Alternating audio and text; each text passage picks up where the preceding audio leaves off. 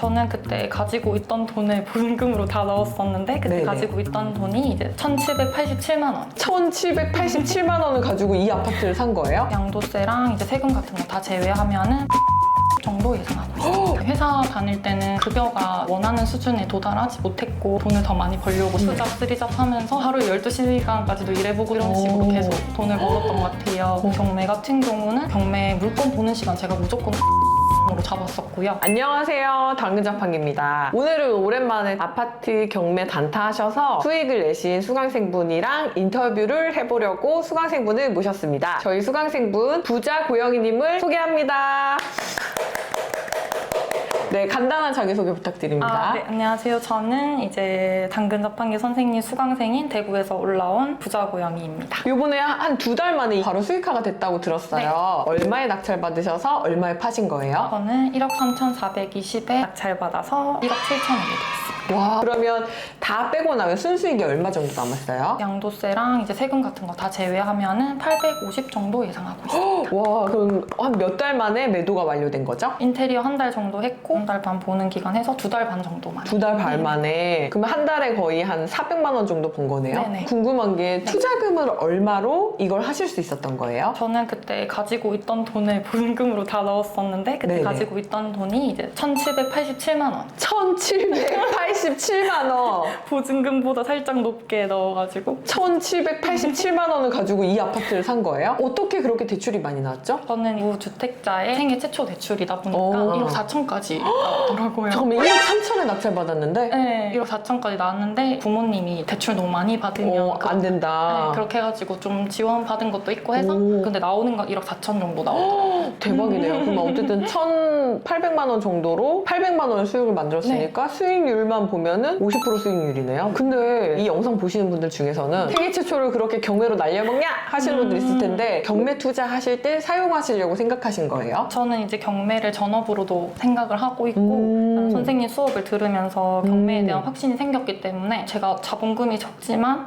이제 이만큼 대출이 더 많이 나온다고 하면은 충분히 투자할 만한 가치가 있다라고 생각했기 때문에 그냥 망설이지 않고 바로 대출을 받았던 것 같아요. 무주택일 때는 더군다나 생애 최초 처음 주택 취득할 때는 나름 혜택이 있으시니까 이걸로 경매를 받는 게 맞는 건가에 대한 고민을 하시는 분들이 진짜 많거든요. 근데 과감하게 어차피 나는 전업 투자자가 될 거니까 이걸 쓰겠다라고 하고 이제 생애 최초의 혜택을 이번에 쓰신 거군요. 저는 이렇게 생각하는 게 저도 사실 이제 무주택 상태에서 생애 최초를 쓰는 게 계속 가지고 있다가 분양이나 청약을 하는 방법도 있겠지만 이렇게 과감하게 직접 투자를 통해서 빠르게 돈을 키우고 싶으시고 아파트 투자를 단타로 해서 종잣돈의 사이즈를 늘리고 싶은 분들은 사실은 생애 최초라는 혜택보다는 경매 투자를 통해서 과감하게 하시는 게 조금 더 돈을 빨리 키우는 방법이 아닌가 이런 생각을 해서 정말 잘했다고 생각을 합니다. 궁금한 게 나이가 어떻게 되세요? 저는 지금 31살입니다.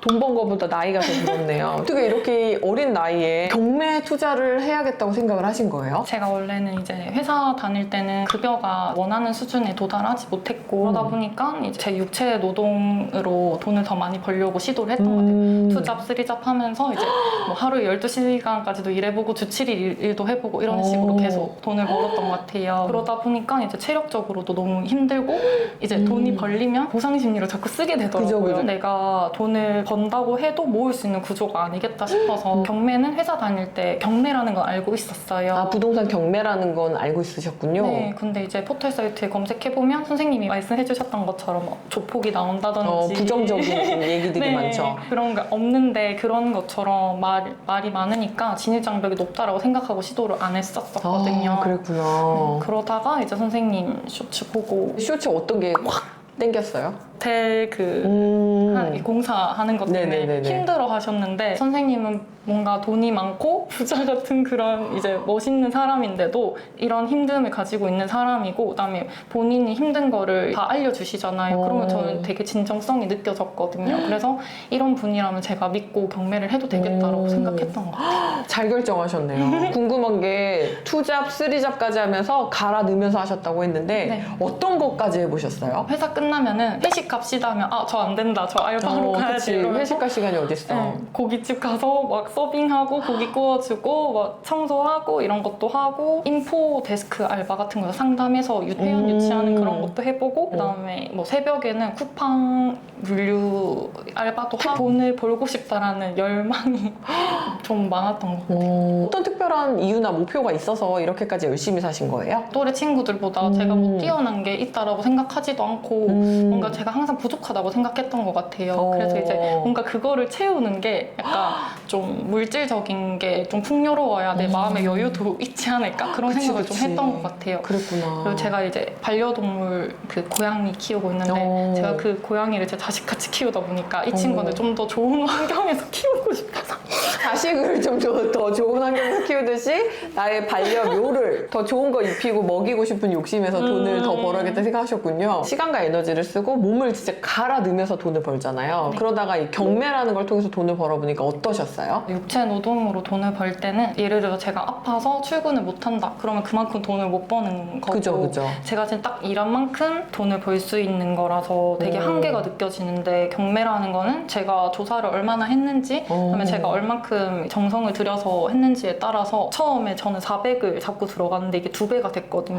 네, 그만큼 이제 저는 더 가치가 있는 거라고 생각해요. 다른 부업들에 비해서 시간과 에너지를 갈아 넣거나 직접 내가 뭔가를 하는 것들이 적다 보니까 근데 그거에 비해서 수익은 크니까 경매가 훨씬 더 매력적이네요. 앞으로도 계속 하실 건가요? 지금도 보고 있어요. 보고 있어요. 네. 역시 대단합니다. 경매 말고도 요즘은 부업이 워낙에 많잖아요. 네. 뭐 이런 것들은 그런 관심이 없으신 거예요? 저는 관심이 있어가지고 선생님 경매 수업 들으면서 그 오. 스마트 스토어도 같이 했었거든요. 오. 생각보다 수익이 이제 제가 원하는 만큼 안 나기도 하고 시간이 생각보다 초반에는 엄청 많이 들어가더라고요. 경매 같은 경우는 제가 물건 볼 때 몇 시간 들여가지고 보면 되는데 얘는 거의 하루 종일 묶여있는 느낌이 들다 보니까 저랑은 안 맞지 않다. 맞구나. 그만- 차라리 경매가 낫다는 생각을 네, 네, 하셨군요. 네. 경매를 할 때 들어가는 시간과 스마트 스토어를 할 때 들어가는 시간이 한 어느 정도로 차이가 나는 것 같아요? 스마트 스토어 제가 매출 나기 위해서 들였던 시간이 하루에 4-5시간 정도 되는데 경매 같은 경우는 경매 물건 보는 시간 제가 무조건 1시간 이상으로 잡았었고요. 그다음에 부동산 시세 조사할 때는 제가 좀 더 꼼꼼하게 하기 위해서 시나리오 작성을 했었거든요. 오, 멋지다. 네, 그런 역시. 식으로 해서 전화하기 위해서 1시간 정도 들였던 것 같아요. 경매는 뭐 1시간 정도 들어간다고 치면은 스마트 스토어는 4시간, 5시간이니까 거의 4-5배의 시간 차이가 나는군요. 네. 경매가 그 부동산 투자의 레벨 중에 상위 레벨이거든요. 가장 네. 꼭대기. 네. 근데 기존에 원래 부동산 투자를 하시던 분이었나요? 저는 회사 다닐 때 경매 알고는 있었지만 명도에 있어서 어려움이 있다고 하니까 진입장벽이 그쵸. 느껴져서 한 번도 해본 적 무섭다, 막 무서운 얘기 많잖아요. 네, 뭐 진짜. 칼을 들고 쫓아 나오니, 맞아요. 조폭이 나오니 네. 이런 얘기 많잖아요. 그걸 보면서 이거는 내가 할 게 못 되겠다라고 생각했던 것 같아요. 그래서 지금이 처음이에요. 그래서 부동산 투자도 해보신 적이 없는 네. 분이 네. 첫 번째 낙찰에서 바로 수익을 만드신 거군요. 네. 좀 해보니까 정말 명도가 무섭던가요? 저는 다행히 아예 내부가 공개되었던 집이어가지고 명도에 어려움은 딱히 없었고요. 사람들이 뭐 카다락 이렇게 얘기하는 거나 뭐 유튜브에 막 나오는 이런 영상들은 조금 더 과격하게 나오는 부분이 있고 네. 실제로 그렇게 진짜 막 싸워야 되는 상황이거나 이런 경우는 뭐 100개 중에 한두 개 이런 특이한 케이스인 것 같고 대부분은 명도가 수월하게 진행이 되거나 아니면 빈집이거나 그냥 인도명령 절차를 통해서 인도받을 수 있는 집인 것 같아요. 만약에 경매를 명도 때문에 못하겠다라고 생각하시는 분들이 계신다면 이 부분 꼭 참고하셨으면 좋겠습니다. 당근 부업을 3잡, 2잡 이렇게 하면서 돈을 벌고 경매로 이렇게 조금 편안하게 부동산 투자를 통해서 돈을 벌어보니까 마인드셋이나 이런 부분에서는 어떤 차이가 있었던 것 같아요? 이전에는 제가 이렇게 할 수 있을까? 약간 부정적인 생각? 내가 뭐 한다고 될까? 안 될 것 같은데? 나는 계속해서 이렇게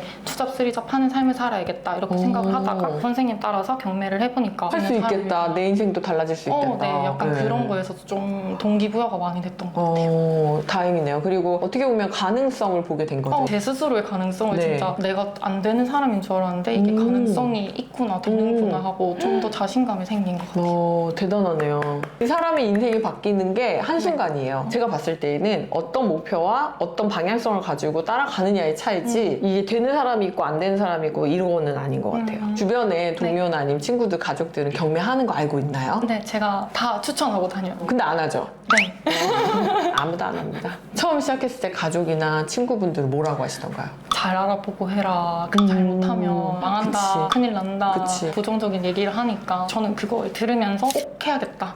내가 꼭 해서 성공하고 보여주겠다. 보여줘야겠다. 이제 결과를 만들어내야지 이제 저런 말들을 못하지 않을까? 약간 그런 그쵸. 생각을 더 했던 것 같아요. 잘 알아봐라. 그리고 그 위험한 거다 얘기했던 사람들 중에서 뭔가 이제 딱 돈을 벌고 나니까 지금은 혹시 조금 바뀌신 분들이 계시나요? 어렵고 위험한 거라고 생각을 했는데 그게 인식이 바뀌었다고 이렇게 막 해서 찾아보기도 하고 그래도 하시진 않죠? 네, 실행력까지는 못 가겠대요. 맞아요. 근데 이게 아무나 하는 게 아닌 것 같긴 합니다.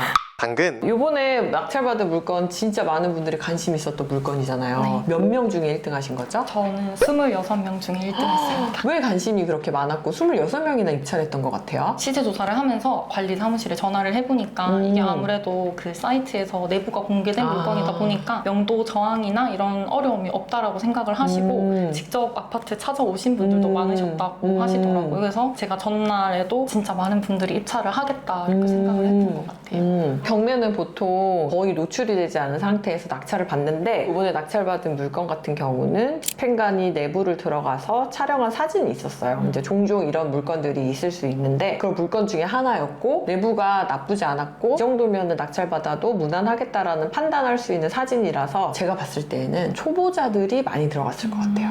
내부를 볼 수 없다라는 게 경매의 좀 단점 중에 하나인데 이번에는 안에를 볼 수 있었기 때문에 많은 분들이 입찰을 하려고 했었던 것 같다는 생각이 들고 저 같은 사람은 안 해요. 왜냐면 내부를 볼 수 있는 상황이라고 하더라도 어차피 수리해야 되거든요. 그러면 조금 경쟁이 덜한 내부가 오픈되지 않은 물건 위주로 들어가서 했을 가능성이 좀 더 높아요. 그래서 이번 물건은 입찰자가 몰린 게 내부 사진이 있어서 그런 것 같아요. 2등이랑은 300만 원 정도 차이가 났다고 들었어요. 네. 실제로 입찰 경쟁이나 그리고 낙찰받고 난 다음에 느낌은 어땠어요? 제가 5번째 됐을 때 낙찰을 받은 거예요. 5번이나 떨어졌군요. 네, 그래서 그 앞전에 갔을 때도 평균적으로 17명, 18명 정도 들어오는 인원에 제가 들어갔다 보니까 그래도 많이 들어왔구나 이렇게 한데 제 이름을 갑자기 부르셔가지고 깜짝 놀랐구나. 진짜 얼떨떨했어요. 이게 무슨 상황이지? 이렇게 하다가 이제 마지막까지 남아있으면서 이제 서류 같은 걸 정리해서 주시고 나서 나가니까는 대출 상담사분들이 막 명언이잖아요. 주시잖아요. 약간 좀 슈퍼스타 된 느낌이잖아요. 진짜 그랬어요. 네. 그래서 딱 그때 딱 실감이 됐어요. 소유자가 이제 3명이었던 물건으로 들었어요. 대표님 근데 보통 주택일 텐데 그럼 소유자 당연히 한 명인 거 아니에요? 왜 3명이나 돼요? 지분으로 투자자들이 많이 갖고 있는 경우가 있어요. 그래서 부부도 공동으로 갖고 있는 경우도 있을 수도 있고 상속돼가지고 자녀한테 여러 명이 지분으로 보유하는 경우에는 소유자가 여러 명일 수 있습니다. 그러니까 집안 싸움 난 물건인 거네요? 아니요. 상속이 됐다고 해서 집안 싸움이 난다는 건 착각이에요. 왜냐하면 사망으로 인해서 자연스럽게 상속이 돼서 동일 지분으로 나눠 갖는 경우에는 집안 싸움이 아니라 그냥 동일한 지분으로 나눠 갖게 되는 케이스라고 보시면 되시죠. 명도는 좀 힘들거나 하진 않았어요? 아무래도 이제 할아버지가 살다가 요양병원 가시게 되면서 집이 비어있는 상태인 채로 상속이 되다 보니까 가족분들이 그냥 깨끗하게 치워놓고 나가셨다고 하시더라고요. 며느리분하고 통화를 했는데 우리는 이제 더 이상 생각이 없다. 그러니까 알아서 해라. 왜 연락을 했냐. 그냥 끝났네, 명도가? 미납관리비만 제가 내고 그렇게 마무리했던 것 같아요. 경매에서 어려웠던 건 없었어요? 어려웠던 거는 수리를 했는데 생각보다 안 팔리니까 그런 거 말고 없었던 거 그러니까 처음에 딱 이쁘게 포장을 해놨고 오늘 팔릴 줄 알았는데 왜 안 팔려? 하루가 지나고 일주일이 지나고 한 달이 지났는데 안 팔리니까 불안하셨군요. 네네. 집이다 보니까 보통 이제 한두 달은 걸리죠. 근데 딱 팔렸어요. 어땠어요? 어제까지만 해도 안 팔린다고 했는데 오늘 갑자기 팔리네? 어제까지만 해도 분명히 가격 조율을 해서 1,000만 원을 깎아달래요. 말도 안 돼. 방 확장이 안 돼 있니? 탄성 코트를 안 했니? 이러는데 뭐 집을 팔려고 내놨니? 하면 1,000만 원을 깎아줘야 된다는 둥 열받아가지고 안 팔아요! 이랬거든요. 들어와서 이제 다음날 연락 와가지고 살려는 사람이 있다. 가격 그분이에요? 다른 아니죠. 분이에요. 사시는 분은 가격 조정 없이 바로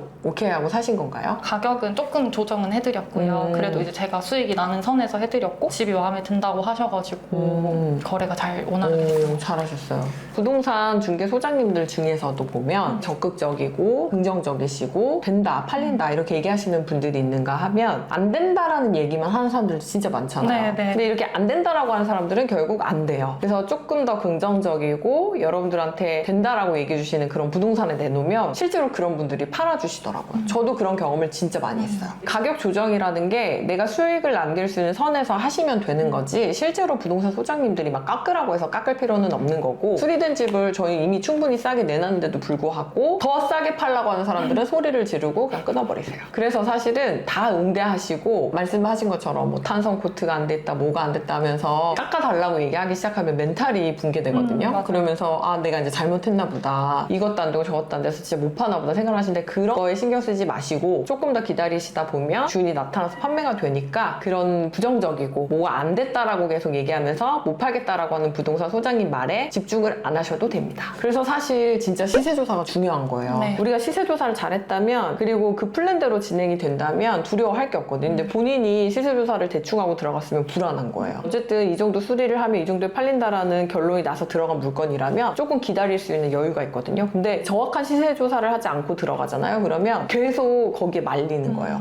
내가 지금 뭘 잘못했나? 이 부동산 사장님 말이 맞는 것 같은데 이렇게. 그래서 조사를 할 때 플랜을 세우고 그대로 투자를 하기 위해서라도 시세조사를 진짜 잘 하셔야 되는 거예요. 부자 고영희님만의 매물을 선택하는 기준이나 방법이 있으신가요? 경매 물건을 보면서 지역을 우선 가리진 않는 것 같아요. 선생님이 꼭 피해라 하시는 지역을 피하긴 하는데 전국을 다 봤군요. 안 팔린다고 해도 만약에 뜨문뜨문 팔린다 그러면은 부동산에 전화를 해서 왜 이땐 안 팔렸냐, 지금 매물 있는데 왜 안 팔린 건지 알려주시면 안 되냐고. 시세조사를 이제 잘 하고 들어가는 방법을 선택하셨군요. 네. 이렇게만 하셔도 실수가 없으신데 사실 이제 초보자 입장에서 뭐를 물어봐야 되는지 어떤 걸 조사해야 되는지 잘 모르기 때문에 이런 부분에서 좀 잘못을 좀 하게 되시면 결론적으로 생각했던 수익보다 안 나거나 그리고 팔게 되더라도 마이너스를 보게 되는 경우가 종종 있는 것 같아요. 그러면 이 경매라는 걸 통해서 이제 저한테 공부를 하시고 배우고 실제로 낙찰을 받고 명도를 하고 매도까지 하셨잖아요. 이 전체적인 사이클 한번 경험하시면서 어떤 부분이 좀 달라지시거나 한 거 있나요? 우선 처음 시작할 때는 아무래도 뭐 이론부터 시작을 하다 보니까 이게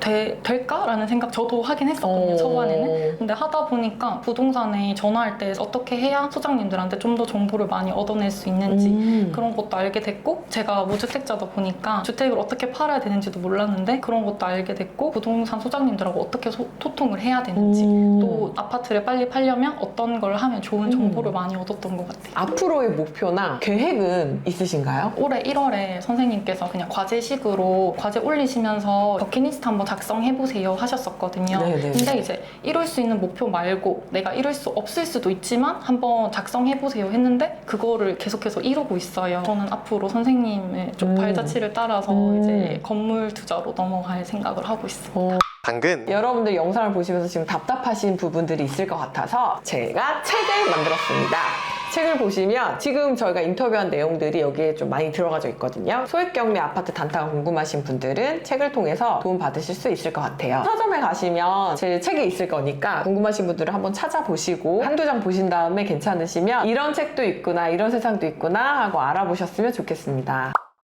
아파트 경매도 성공하셨고 에어비앤비도 오픈하셨고 이제는 소액 숙박 통해가지고 이제 건물까지 사시려고 하시는 부자 고영희님과 인터뷰를 해봤습니다. 근데 젊으신데 진짜 대단하신 것 같고, 여러분들 중에서도 이렇게 뭔가 투잡 쓰리잡 힘들게 하시는 분들이 있다면 경매 좀 배우셔가지고 편안하게 돈 버실 수 있는 방법이 있다는 것도 한번 아셨으면 좋겠습니다. 오늘 같이 이렇게 찍은 소감 한 번만 얘기해주세요. 선생님 1대1로 만나 뵙는 네네. 게 소원이었는데 그 소원도 성취를 했고 아. 선생님 진짜 발자취를 따라서 선생님이 걸어 나가신 길을 저는 되게 쉽게 가는 거잖아요. 그러다 보니까 더 열심히 해서 선생님을 더 명예롭게 빛낼 수 있는 그런 제자가 돼가지고 꼭 건물 투자에 성공하고 싶습니다. 네. 그러면 건물 사시면 그때도 인터뷰 하시나요? 당연하죠. 응원합니다. 감사합니다. 네. 감사합니다.